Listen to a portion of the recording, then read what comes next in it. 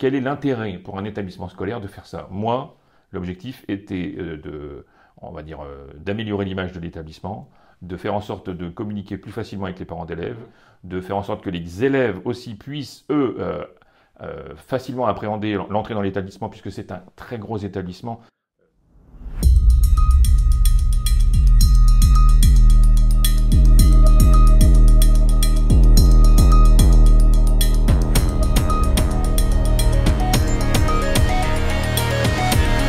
Monsieur Guillaume, Oui. ça fait 1 an maintenant qu'on a mis en place le projet de visite virtuelle pour votre collège. Oui. Comment vous l'avez utilisé cette année? Comment vous l'avez mis en avant auprès de vos enseignants, de vos élèves et des parents d'élèves? Alors, comment on l'a mis en avant? On l'a mis en avant à travers la page Facebook, premièrement, en le mettant en haut et pour qu'il reste, l'article reste en haut. C'est-à-dire que les gens, la première chose qu'ils voient, c'est ça. On l'a mis en avant aussi parce que dans notre en-tête de courrier, la visite virtuelle est liée avec le petit flashcode. On l'a mis bien entendu sur le NT pour les parents. On l'a mis sur Pronote pour les parents. On l'a envoyé le lien aux différentes écoles du secteur également, pour qu'ils puissent préparer l'entrée des futurs élèves de CM2. Je l'ai présenté également à l'ensemble des parents justement des CM2 qui sont nos futurs 6e. Quand je suis allé dans les écoles, je m'en suis servi pour présenter l'établissement et puis présenter même les différentes options. Et en fait, c'est ce qu'il y a de bien, c'est que comme on peut le faire évoluer,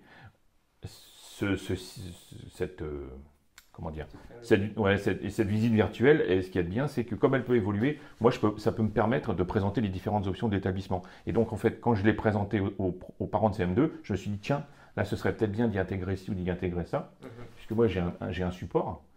Et en fait, je me demande si le support ne devrait pas être carrément la visite virtuelle et que j'y intègre mes documents. C'est ce qu'on fait maintenant avec tous les établissements. C'est-à-dire que vous nous envoyez vos documents, vos PDF, toutes vos formations, etc. Si en plus c'est sur votre site internet, nous on le récupère et après on l'intègre à la visite. Et donc, voilà, donc en fait. C'est pour ça que je suis revenu vers vous au cours de l'année, puisque je trouvais qu'on pouvait mieux faire évoluer cette première version qu'on avait tout à fait, l'année dernière. De toute façon, il y a forcément des évolutions, puisque moi j'ai des formations qui disparaissent, j'en ai d'autres qui apparaissent, j'ai des nouveaux enseignants, j'ai des nouveaux élèves, il y a des choses qui se mettent en place au sein de l'établissement pour justement continuer de faire vivre cette visite virtuelle. Mais en tout cas, ce qui a été le plus pertinent, il me semble, à mon sens, c'est vraiment pour les futurs parents. C'est-à-dire que les parents de CM2 l'ont exploité. C'est exploité aussi par les futurs personnels, puisque là, moi j'ai des nouveaux personnels qui arrivent. Je peux très bien leur envoyer le lien et ils peuvent visiter l'établissement à distance, même si ils sont dans l'académie de Nîmes pour l'instant. Vous l'avez plus envoyé par mail? C'est très variable en fait, puisque souvent ils ont déjà reçu un courrier de notre part, donc le flashcode ils l'ont. Je les invite aussi sur la page Facebook de l'établissement. C'est-à-dire qu'un courrier papier ou un courrier... Courrier papier, oui. En fait, que ce soit papier ou mail, moi je l'ai dans ma signature. D'accord, ouais, dans votre signature de mail, on va voir. Donc c'est-à-dire que dans un document papier, vous avez intégré le QR code dedans, oui. Et ils scannaient avec leur téléphone, ils pouvaient avoir accès. Oui. D'accord. C'est ça. Et puis également, je vous dis, donc par mail aussi. Voilà, donc c'est envoyé à chaque fois qu'on envoie, que ce soit un mail ou un courrier papier, c'est envoyé, quoi. Okay. Et quand vous dites avec les parents de CM2, c'est-à-dire que vous étiez dans des salles de réunion, oui. Vous aviez votre ordinateur à côté et vous le projetiez. Oui, c'est ça. J'ai projeté aux parents pour leur montrer ce qu'il était possible de faire. Je leur ai fait la démonstration avec vue du dessus ou en me déplaçant ou je veux voir la salle d'art plastique en prenant différentes hypothèses comme ça. Ils ont donc vu et puis après ils ont un document avec le lien qui leur permet d'aller et de toute façon je donne un document avec le lien de la page Facebook donc ils retrouvent facilement, sur la vidéo. Ok. Si vous deviez nous recommander 5 sur 5 sur Google. Ah oui, 5 sur 5 sur Google. Mais oui, non, mais en plus là, c'est même pas de la flagornerie. Non, mais je le pense vraiment parce que c'est vrai que ça a toujours été très facile de rentrer en contact avec vous. Et donc, ça, c'est plutôt aussi. Moi, c'est aussi pour ça que je fais appel aux professionnels. C'est-à-dire que,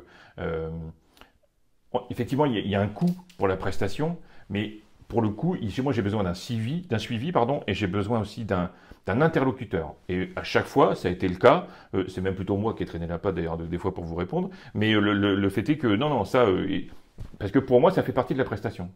Donc, non, moi, oui, je vous recommanderais, sur Google 5 sur 5, ça, il n'y a pas de problème, sans difficulté. De toute façon, je l'ai fait avec mes collègues autour, donc j'ai parlé de vous. Mais vraiment, il faut trouver la plus-value.